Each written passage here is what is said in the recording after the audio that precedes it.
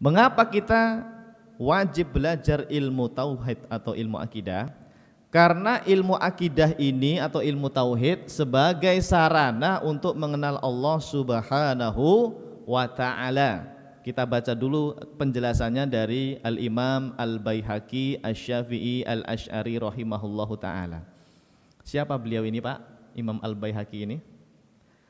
Kalau dalam kajian ilmu fikih jamaah, kita belajar fikih Syafi'i ya, Imam Al-Baihaqi inilah satu-satunya ulama yang berjasa besar dalam mengumpulkan dalil-dalil Quran sunnahnya mazhab Syafi'i. Banyak orang bilang, Syafi'i itu dalilnya lemah semua, kunut subuh itu dalilnya lemah, palsu lah, dhaif lah. Coba Anda baca kitab karya Imam Al-Baihaqi Pak. Beliau mengumpulkan seluruh dalil-dalil Quran dan hadis untuk fikih mazhab Syafi'i. Beliau jasanya sangat besar ya dalam bidang ilmu fikih karena mengumpulkan hadis-hadis atau dalil-dalil fikih mazhab Syafi'i. Sampai ada yang bilang begini Pak, seandainya Imam Al-Baihaqi ini buat mazhab sendiri, mazhab kelima gitu ya. Kan ada empat mazhab kan yang masyhur ya, Hanafi, Maliki, Syafi'i, Hambali.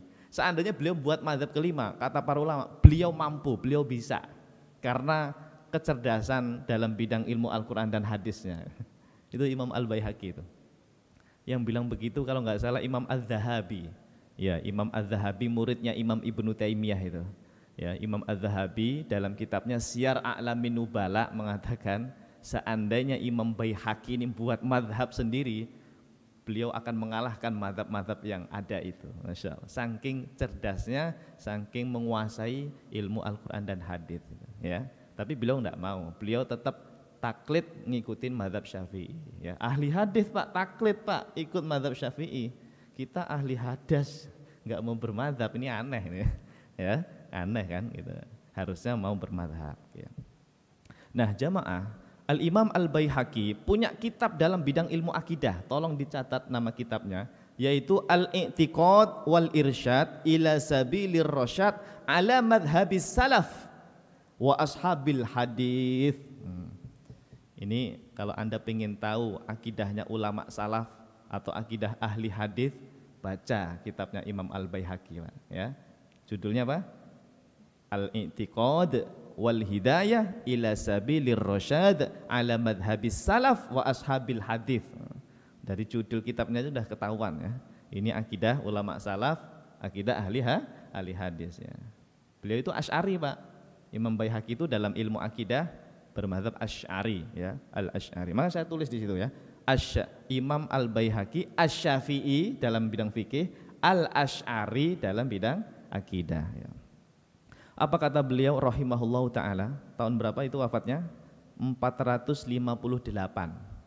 Berarti sebelumnya Imam Ghazali, sebelumnya Imam Nawawi. Karena Imam Ghazali 505 Hijriah, Imam Nawawi 676 Hijriah ya. Beliau tahun 400-an. Awwalu ma yajibu 'alal 'abdi ya, awwalu ma yajibu 'alal 'abdi ma'rifatuhu ta'ala wal iqraru bihi. Nah, kata Imam Al-Baihaqi, perkara yang pertama kali hukumnya wajib bagi seorang hamba yang mukallaf, yang balik berakal adalah ma'rifatuhu ta'ala, yaitu mengenal Allah Subhanahu wa ta'ala, wal iqraru bihi, dan mengakui adanya Allah Subhanahu wa ta'ala. Jadi kewajiban kita waktu kita pada saat balik itu Pak ya. Ya, kita udah lewat ini baliknya ya. Ya anak-anak kita lah jamaah ya. Pas mereka balik, itu kewajiban pertama itu harus mengenal Allah. Harus kenal sama Tuhannya. Jangan sampai gak kenal, cuma tahu namanya saja. Allah, Allah gitu. Anda harus tahu Allah itu apa gitu. Harus tahu. Setiap hari sholat 5 waktu menyembah Allah, kok gak kenal Allah, wah itu kurang sempurna Pak imannya, kurang sempurna imannya. Jangan-jangan yang Anda sembah malah bukan Allah nanti ya, karena salah. Lu memangnya ada Pak Ustadz yang salah? Ada jamaah. Ada orang menganggap Allah itu sebuah raksasa yang nangkring misalnya di atas langit gitu. Nah ini kan kacau. Enggak boleh. Dia yakin ada Allah, ada Tuhan. Tapi kalau dia membayangkan suatu benda ya, raksasa itu adalah Allah, itu enggak boleh. Itu berarti enggak mengenal Allah, ya. Dia tidak mengenal Allah. Makanya belajar tauhid yang benar, belajar akidah yang benar, supaya kita ini mengenal Tuhan kita yaitu Allah dengan pengenalan yang benar ya, tidak asal-asalan. Itu kira-kira seperti itu. Makanya kewajiban pertama, awwalu ma yajibu 'alal 'abdi ma'rifatuhu ta'ala. Oke, baik. Jadi intinya apa? Kita wajib belajar akidah. Kenapa? Karena sebagai sarana untuk mengenal Allah Subhanahu wa taala. Kalau jamaah ditanya ini, Pak Ustadz, jadi gimana ya caranya mengenal Allah itu? Gimana Pak? Caranya mengenal Allah itu gimana? Biar Anda tahu tentang Allah itu. Gimana? Dengan mengenal sifat-sifat Allah Subhanahu wa ta'ala. Anda mengenal Allah itu dengan melalui sifat-sifatnya jemaah. Sifat Allah ada berapa? Ada berapa jemaah? Sifat-sifat Allah ada berapa? Ayo dong dijawab bareng-bareng. Sifat Allah ada berapa? 20? Cuma 20? Ayo. Nah, ini lupa ini ilmunya ya. Kalau pertanyaannya ada berapa jumlah sifat Allah? Jawabannya jangan 20. Jawabannya Allah memiliki sifat-sifat yang sempurna, tidak terbatas. Saya ulangi, kalau pertanyaannya berapa jumlah sifat Allah, kita jawabnya gimana? Allah itu maha sempurna, memiliki sifat-sifat kesempurnaan yang tidak terbatas jumlahnya. Banyak Pak, kita enggak tahu jumlahnya. Oke, paham? Tapi kalau saya bertanya, berapa jumlah sifat wajib bagi Allah? Nah, baru Anda jawab tadi berapa? 20. Itu cara menjawabnya, ya. Ini akidah Ahlus Sunnah wal Jamaah, meyakini bahwa Tuhan kita Allah Subhanahu wa taala itu memiliki sifat yang banyak Pak sebetulnya, tidak terbatas. Hanya Allah yang tahu. Asmaul Husna saja berapa? 99 kan? Iya, berarti ya sifat Allah ya 99, tapi kan nama Allah banyak yang tidak kita ketahui. Artinya sifat Allah itu tidak terbatas. Tapi kalau pertanyaannya diganti, berapa jumlah sifat wajib bagi Allah? Baru kita jawab 20. Makanya jamaah waktu kita kecil, mungkin Anda pernah sekolah madrasah nggak? Apa itu? TPA lah ya. Diajarkan guru ngajinya wujud, qidam, baqa. Terus mukhalafatuhu lil hawadisi qiyamuhu binafsihi wahdaniyah qudrah iradah ilmun hayah sama' basar kalam qadiran muridan aliman hayyan sami'an basiran mutakalliman. Itu kan dulu kita diajarinya pas kecil ya. Pernah enggak jemaah? Pernah ya? Ya, waktu kecil kita enggak paham itu apa sih gunanya ini wujud qidam baqa itu yang 20 itu. Itu ajaran apa sih sebetulnya? Itu Pak, kalau Anda baca penjelasan ulama salaf tentang 20 sifat wajib itu luar biasa itu Pak ya, untuk mengenal Allah itu. Kalau dijabarkan satu sifat saja, misalnya sifat wujud, itu bisa 1 jam pertemuan itu.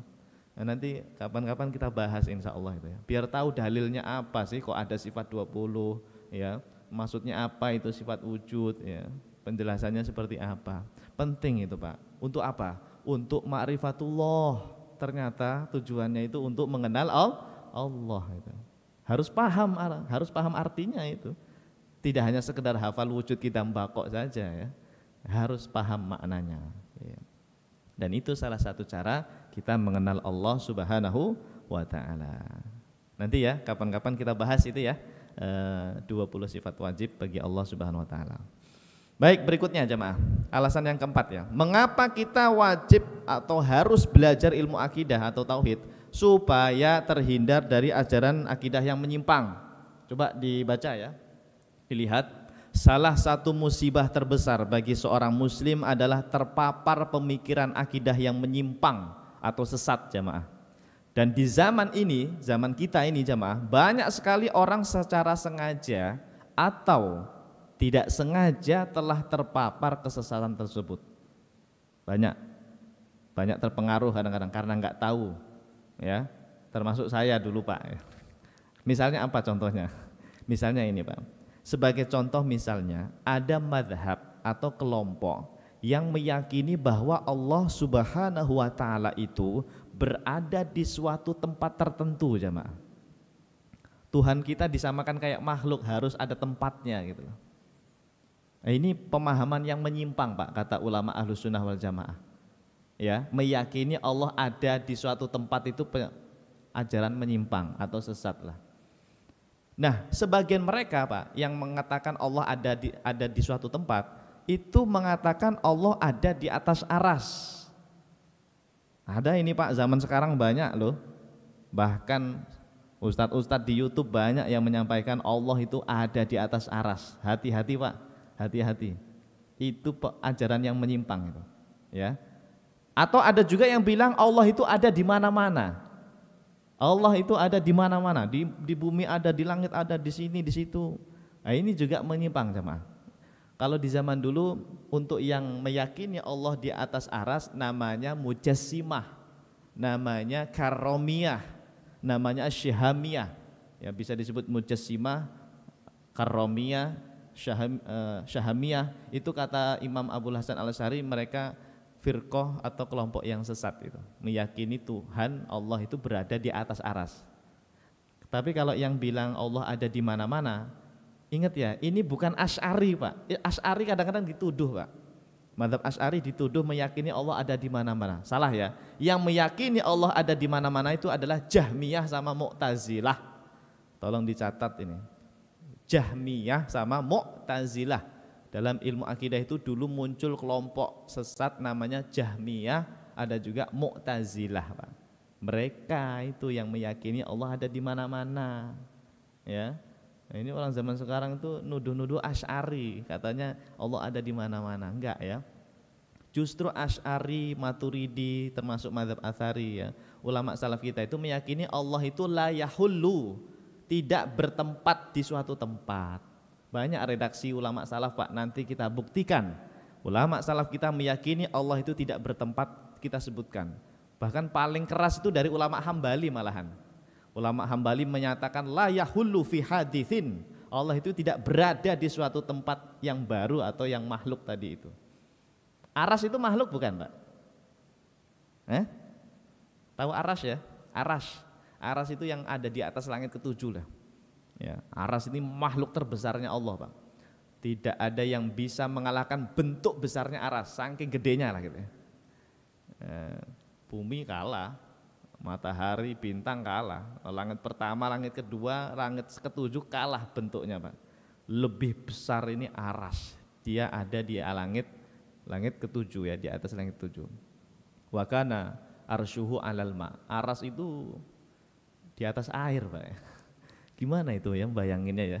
Kok ada air melayang di atas langit ketujuh, di atasnya aras itu. Oh luar biasa ya, Allah itu Qadir, Allah itu maha kuasa. Tuhan kita itu super hebat lah kalau mau pakai bahasa kita ya. Pokoknya sakti, benar-benar luar biasa Tuhan kita ya. Allah Subhanahu wa Ta'ala menciptakan aras yang segitu besarnya.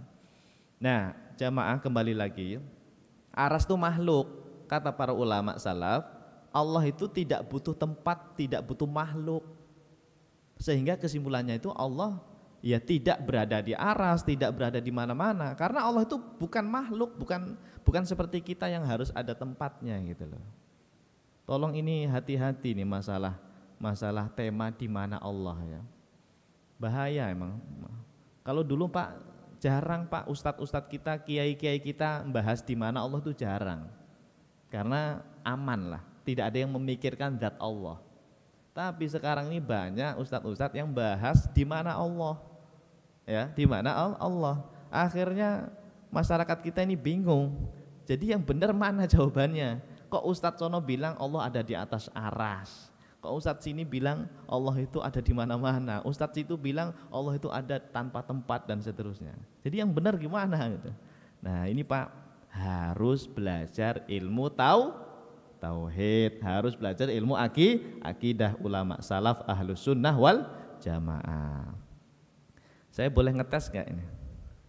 Anda jamaah jujur saja, kalau ditanya anaknya di mana Allah, Anda jawabnya itu apa? Nggak usah malu, nggak usah takut Pak.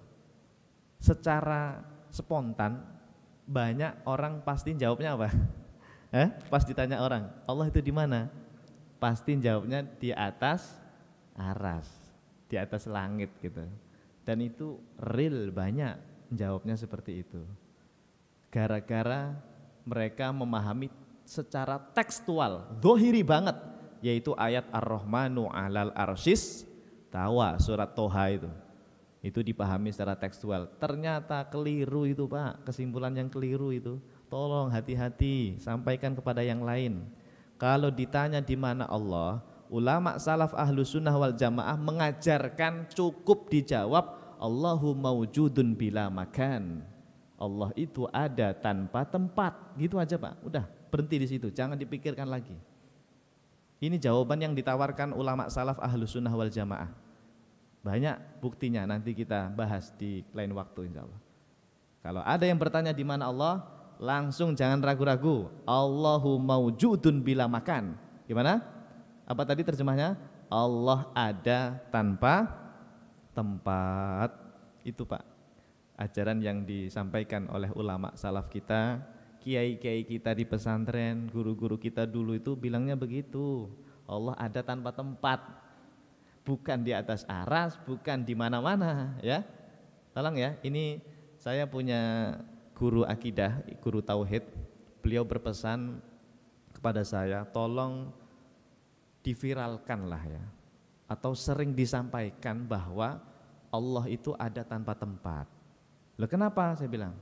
Karena keyakinan Allah ada tanpa tempat ini kalah viral dengan yang bilang Allah ada di atas aras. Jangankan orang awam Pak, sekelas santri Pak, sekelas kiai di pesantren, saya langsung ketemu orangnya, santri ini Pak, santri NU. NU itu kan ngakunya ahlus sunnah. Pas saya tanya di mana Allah, dia jawabnya di atas aras. Ya Allah, ini berarti ada ilmu yang kelewatan, nggak disampaikan gitu, kata guru saya. Ada ilmu yang harusnya diviralkan, tapi karena kalah viral dengan yang di samping itu tadi loh, ya. Akhirnya banyak orang yang mengira yang benar itu Allah di atas aras. Nah ini hati-hati jamaah ya. Ini masalah akidah, masalah tauhid, keyakinan kita terhadap Allah, jangan sampai keliru. Minimal kalau keliru itu bid'ah dolalah dalam akidah. Na'udzubillah min dzalik. Kalau dalam ilmu fikih masih mending Pak, kalaupun salah fikih ya, kalau ilmu fikih salah, ijtihadnya salah enggak masalah kan, masih mending. Tapi kalau ilmu akidah Pak, keliru, minimal tadi bid'ah dolalah dalam keyakinan itu. Na'udzubillah min dzalik. Oleh sebab itu tolong sampaikan, ini pesan guru saya sebetulnya.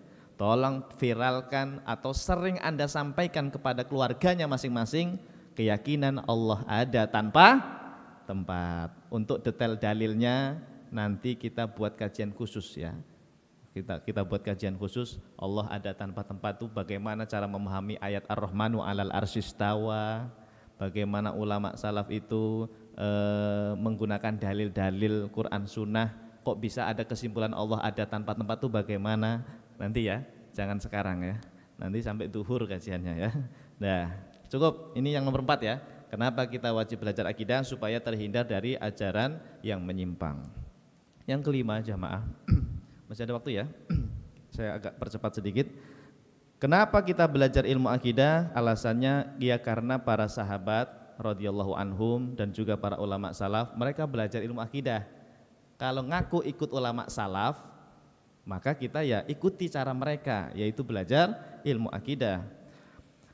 Sebagaimana dalam sebuah hadis riwayat Imam Ibnu Majah ya, saya bacakan ya, dari sahabat Jundub bin Abdullah radhiyallahu an qala, dia berkata ya, Jundub bin Abdullah radhiyallahu an, kata beliau, kunna ma'an Nabi sallallahu alaihi wasallam wa nahnu fatayan azwarah fata'allamna al-imana qabla an nata'allama al-Qur'an thumma ta'allamna al-Qur'ana fazdadna bihi imana. Insyaallah. Jadi jamaah, kata sahabat Jundub, kami dulu bersama Rasulullah sallallahu alaihi wasallam, sallu ala Nabi Muhammad. Pada saat itu kami masih muda, ya remaja lah ya, masih muda-muda.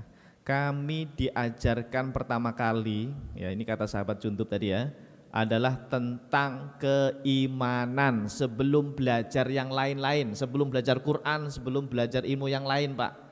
Tentang keimanan dulu yang disampaikan oleh Rasulullah Sallallahu Alaihi Wasallam kepada para sahabat. Nah, ilmu keimanan itu ya tauhid namanya, ya namanya apa? Tauhid atau akidah, Pak. Ya, setelah belajar tauhid akidah, baru ini para sahabat belajar ilmu yang lainnya. Ya, thumma nata'allam, ya ta'allamna, fata'allamna al-Quran. Baru setelah itu kita belajar Quran dan yang lainnya, gitu. Ya. Jadi memang ilmu tauhid itu didahulukan, lebih didahulukan dibanding yang lainnya. Tapi ingat ya, bukan yang lain nggak dipelajari ya.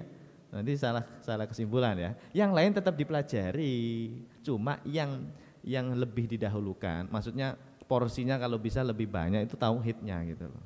Ya, sering-sering dibahas ilmu akidah dan tauhid. Terakhir jamaah, mengapa kita belajar ilmu akidah tauhid? Supaya tahu, supaya kenal dengan madhab akidah ulama salaf ahlus sunnah wal jamaah. Pada pertemuan sebelumnya ya, yang tadi saya sebutkan sebelum Ramadan itu, kajian pertama kita tauhid, kita sudah sampaikan bahwa dalam bidang ilmu akidah atau ilmu tauhid, kita meyakini setidaknya ada 3 madhab besar sebagai representasi akidah ulama salaf ahlus sunnah wal jamaah. Siapa mereka 3 madhab ini? 1, madhab Asy'ari atau Asy'ariyah, Pak. Yakini itu madhab ahlus sunnah kita. Yang kedua, madhab Maturidi atau Maturidiyah, ya, Maturidi atau Maturidiyah. Yang ketiga, ini mungkin kurang populer di telinga kita. Selama ini guru-guru kita seringnya itu nomor 1 sama nomor 2, Pak. Asy'ari Maturidi, Asy'ari Maturidi gitu. Ternyata setelah saya baca-baca dalam referensi kitab-kitab ulama, ada madhab akidah yang juga ahlus sunnah, adalah madhab Atsari atau madhab Atsariyah. Ini tolong diyakini, kalau belajar tauhid akidah, rujukan kita 3 ini, Pak, ahlus sunnah. Kalau Anda belajar fikih, ya, kalau belajar ilmu fikih, rujukan kita apa? 4 kan? Hanafi, Maliki, Syafi'i, Hambali, itu ahlus sunnah semua 4-4-nya itu ya. Hanafi, Maliki, Syafi'i, Hambali, itu fikih. Tapi kalau akidah beda lagi madhabnya, ini ahlus sunnahnya Asy'ari, Maturidi, dan Atsari.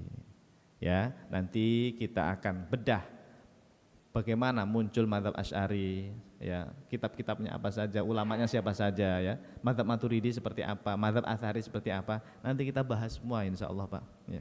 Sayangnya kita ngajinya ya sebulan sekali, mohon bersabar ya, mohon bersabar, ikuti terus setiap Sabtu pekan keempat, semuanya insya Allah kita akan bahas. Kalau Anda mungkin tidak hadir di sini ya, sebetulnya saya sudah punya kajian khusus, Pak. Di YouTube boleh Anda cari sendiri ya, ketik saja Muhammad Ajib Akidah gitu. Nanti kajian-kajian saya itu ada, kajian di Rumah Fikih namanya. Saya tergabung di Rumah Fikih Indonesia di Jakarta Selatan ya, pimpinan Ustadz Ahmad Sarwat LCMA.